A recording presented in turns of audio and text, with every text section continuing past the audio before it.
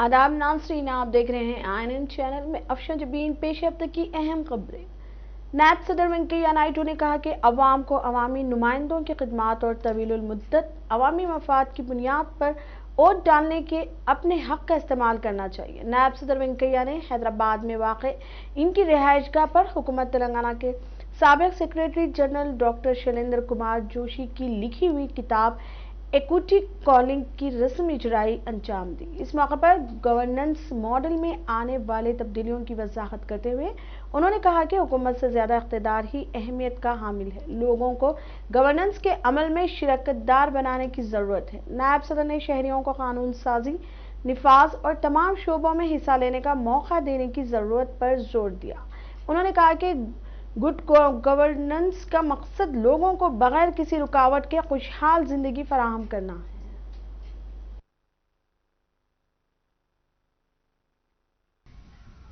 About this book, I felt very happy because this is a subject which is very dear to my heart. I'm basically a farmer, a farmer's son because I'm not practicing agriculture now. Agriculture is our basic culture. It should get a top priority, attention by the government, the center and states.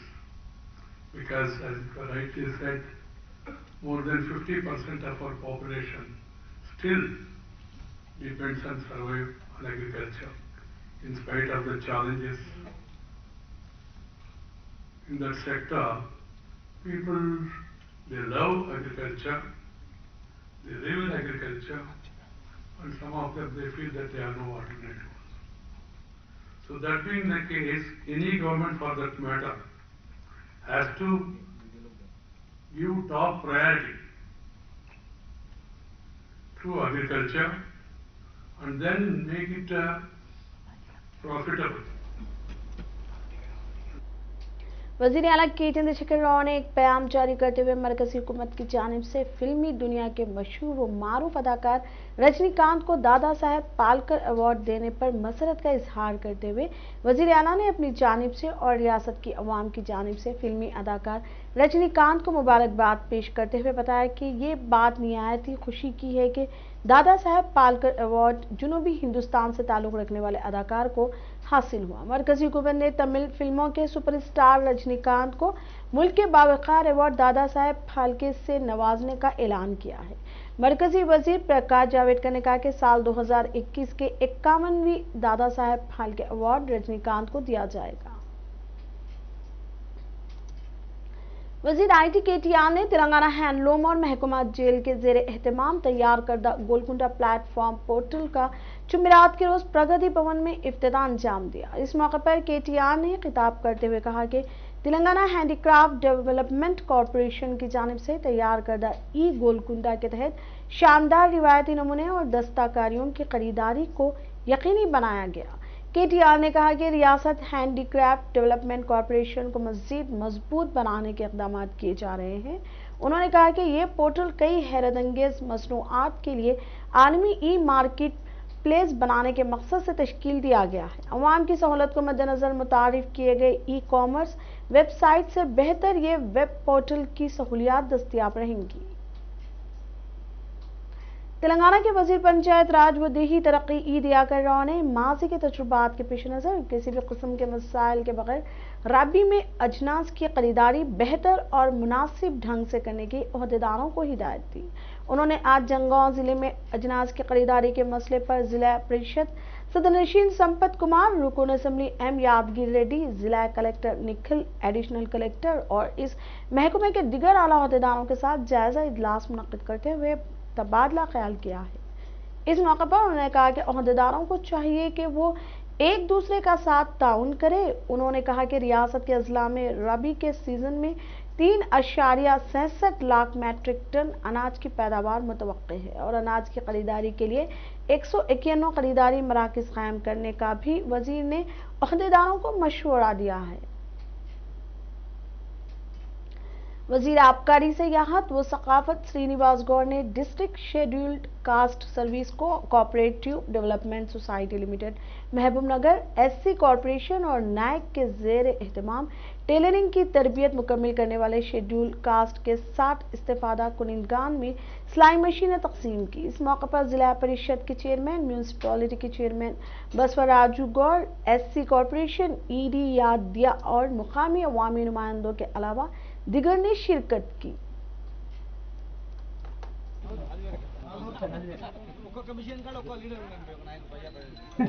Counsellors leaders అందరూ దయచేసి మంత్రి గారు చెప్పిన నిలబడండి. ఒక్కొక్క machine వివిధ కార్యక్రమంలో పాల్గొంటున్న వివిధ శాఖల అందరు అధికారులకు, లబ్ధిదారులకు, న్యాక్ కోఆర్డినేటర్ శివశంకర్ గారికి అందరికి కూడా స్వాగతం సుస్వాగతం తెలియజేస్తూ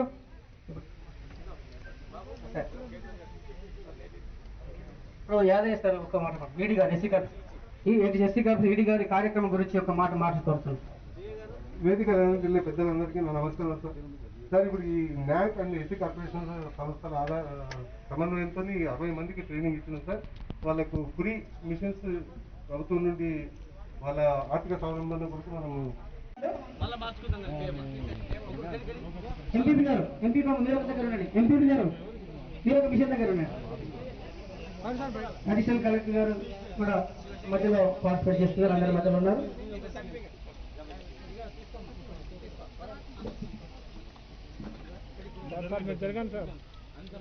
చాలా సంతోషం. పేద మహిళల కోసం స్వయంగా వారు ఉపాధిని పొందే విధంగా మన గౌరవ మంత్రి వారిని చేస్తున్న కృషి చాలా అభినందనీయం.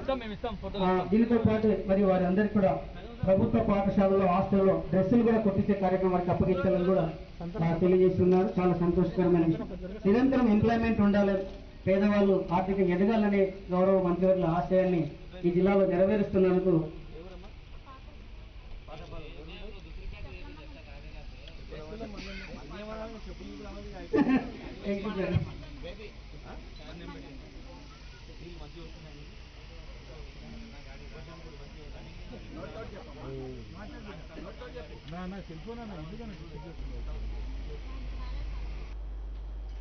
वजीर कबायली बहबूद सत्यवती राठौड़ ने कहा कि ज़राई सैराबी में किसानों को पेश आने वाली दुश्वारियों को मद्देनजर रखते हुए आबपाशी स्कीमों की मनसूबाबंदी की जानी चाहिए।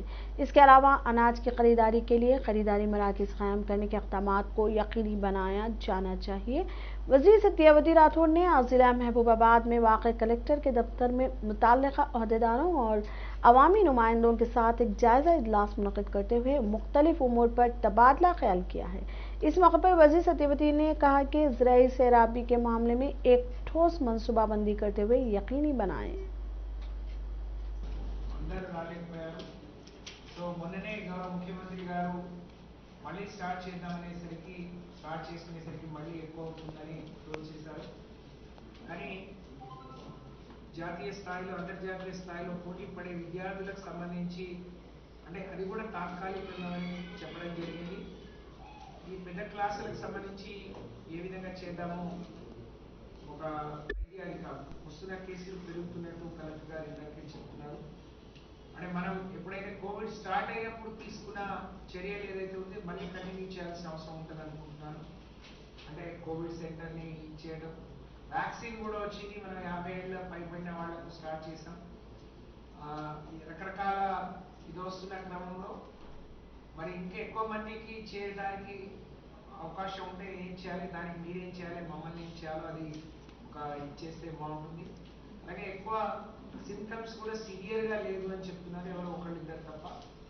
కాబట్టి ఏ విధంగా అరికట్టడం, ఏ విధంగా వాళ్ళని జాగ్రత్తలు తీసుకున్నారు. ఎస్పీ గారు కూడా మొన్ననే ప్రెస్ మీట్ పెట్టి ఒక డైరెక్షన్ ఇచ్చిండ్రు.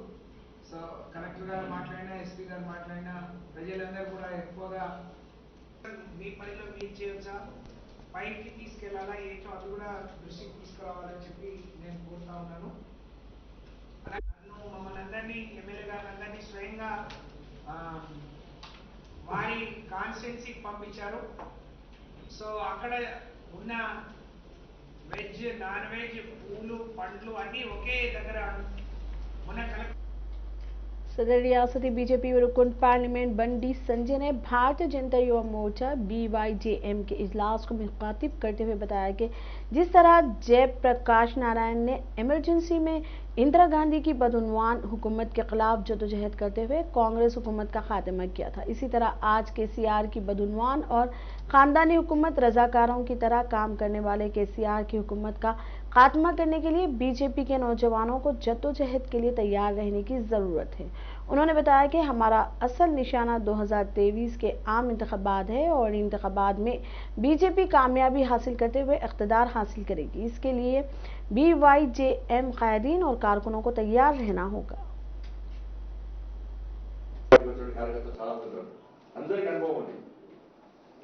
ఎంత అనుభవం ఉన్నప్పుడు కూడా ఇతరుల అనుభవాలు, సీనియర్స్ అనుభవాలు, కష్టపడి పనిచేసి అనేక ఉద్యమాలు ఇచ్చినటువంటి ఆ సీనియర్ నాయకుల యొక్క కార్యకర్తల అనుభవాలు తెలుసుకోవడము, దాన్ని పాటించడము, ఆ దిశగా అడుగులు ముందుకు వేయడము నిజమైన భారతీయ జనతా యువత కార్యకర్తల లక్ష్యం.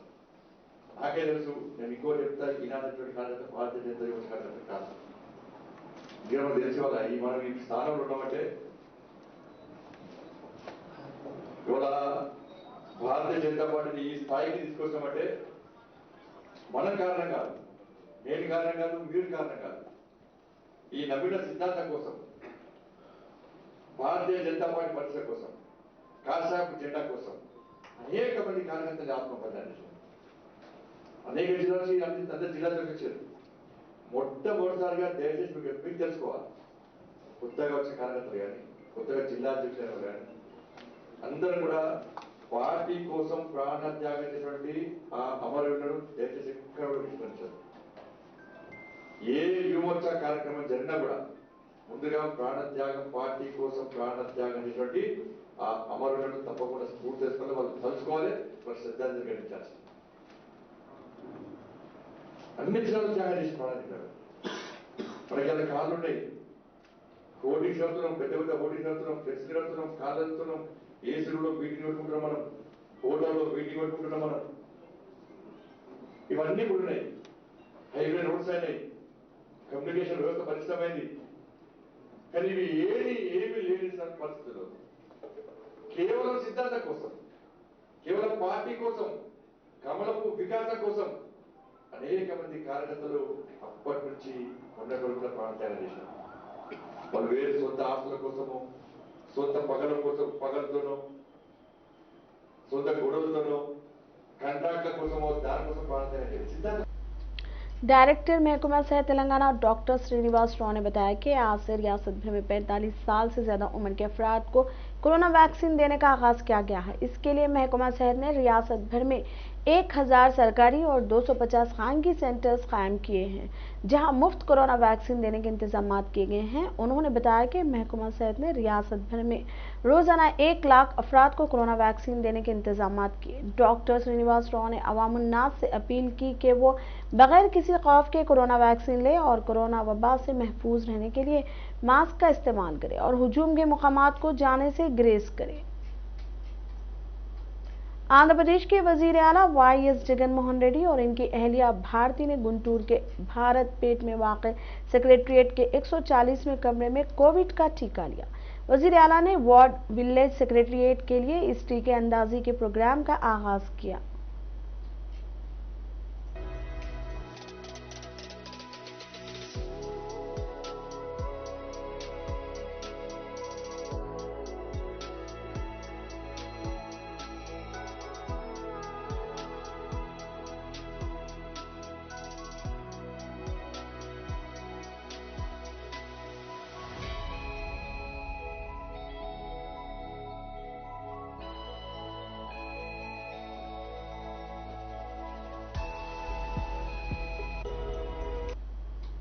सीनियर कांग्रेस कायद व सदनशीन TPCC election commission coordination committee M Shashidhar Reddy ने दावा किया कि चीफ इलेक्टोरल ऑफिसर शशनाग गोयल ने इन्हें तयक़ुन दिया कि तांडूर के रुकन असेंबली कैप्टन रोहित रेड्डी के खिलाफ तहकीकात करते हुए अंदरून 15 यौम रिपोर्ट दाखिल करने की डायरेक्टर जनरल ऑफ पुलिस और कलेक्टर विकाराबाद को हिदायत दी है।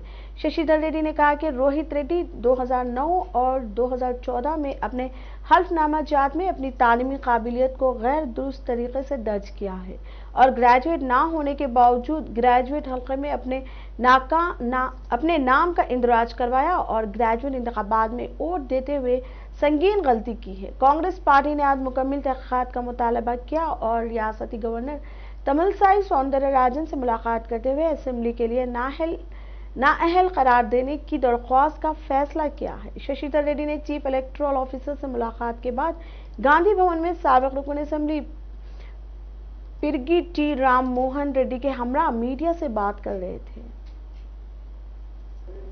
आज भी देखिए उसमें लिखा हुआ है एमटेक के साथ में कैलिफोर्निया स्टेट यूनिवर्सिटी से वहां का एमबीए का डिग्री उनके पास है, ऐसा उस वेबसाइट में बताया गया है। और ये मतलब एक प्रोफाइल बढ़ाने की बात, धोखे से कंपनी को चाहे बैंक के पास जाते हो या इन्वेस्टर्स के पास जाते हो या कोई और के पास जाते हैं, तो ये सब चीजों की जो बात है ये सब गलत बात है, पूरी तरीके से धोखाधड़ी है। और आज अप्रैल 1 है, ऑल फूल्स डे, और ऐसे 420 के बारे में आज बात करना एक इत्तेफाक की बात हो गई। हमने गोयल साहब से रिक्वेस्ट किया है कि डीजीपी को लिखे, क्योंकि जाली सर्टिफिकेट के साथ एमएलसी इलेक्शन में बहुत लोगों ने एनरोलमेंट किया है, जिसमें रोहित रेड्डी भी शामिल है। इनका क्या उन लोगों से कोई ताल्लुक है? केटी रामाराव साहब ने उसमें कोटा हर एक को एक टारगेट दिया कि ज़्यादा से ज़्यादा आप एनरोलमेंट कराओ, तो जाली डिग्रीज के साथ ये सब हुआ है। इनके सारे जो पढ़ाई की जो इनकी क्लेम है, इन पर इंक्वायरी होनी चाहिए, डिग्रीज पर होनी चाहिए, और इस धोखाधड़ी में इनका क्या रोल हो सकता है इस पर भी देखना चाहिए। और पूरी रिपोर्ट 15 दिन के अंदर मंगाने के लिए गोयल साहब ने हमें एश्योरेंस दिया। सर, इलेक्शन कमीशन से क्या उम्मीद है? ये उनकी रिपोर्ट आएगी, इनके खिलाफ केस होगा, जेल तो किसी हाल में होगा, लेकिन हम चाहते हैं कि इनकी एमएलए की मेंबरशिप रद्द हो।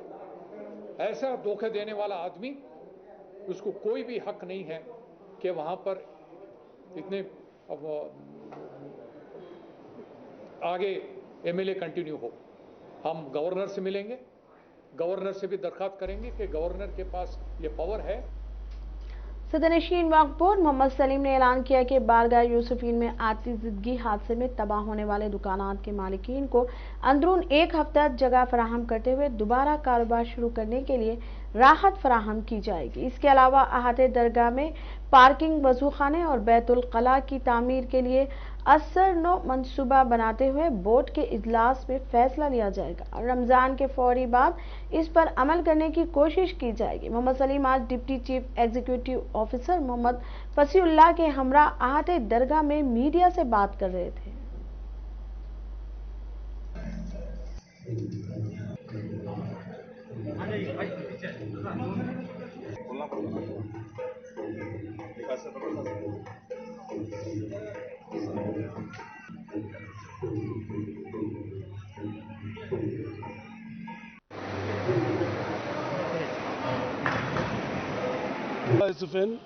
शरफेन में जो है ना, आज हमारे सीओ, डिप्टी सीओ साहब, पूरे हमारे वफ ऑफिशियल और हमारे इंस्पेक्टर पुलिस हबीबनगर, पूरा पुलिस डिपार्टमेंट, हम लोग सब मिलकर और यहाँ का जो दुकाना जो जल गए थे उसका जो है ना इंस्पेक्शन करें। और दूसरी चीज़, इन लोगों को अल्टरनेट जगह कैसा देना है, इनका भी काम चलना है। किसी के पेट पे रोजी पे पैर रखना हमको नहीं है, रोजी पे कारोबार करने के लिए जगह देंगे, बराबर देंगे, कैसा कहाँ देना है वो देख लेंगे। इसलिए कि खबरा है बोल के हम लोग वो डर रहे, और कुछ नहीं है। खबरा नहीं रहते तो अभी हम ऐलान कर देते थे, क्योंकि ग्रेवियार्ड है, ग्रेवियार्ड रहता हो, आपको जगह आपका काम चले वैसा देंगे, आप लोगों की मनपसंद जगह देंगे आपको। आप परेशान होने की ज़रूरत नहीं है। आज असद साहब भी लेटर लिखे, असद साहब के लेटर को हम सब मिलके जो है ना, पूरा जो है ना गवर्नमेंट के तरफ से भी हम लोग सब मिलके, केसीआर साहब भी जो है ना, किसी गरीब को हक नहीं मारना बोल के बोलते केसीआर साहब भी, केसीआर साहब हम लोग सब मिलके पूरी टीम वर्क करके जो है ना, आप लोगों का बराबर आपका रोजगार की जगह अलाट करें।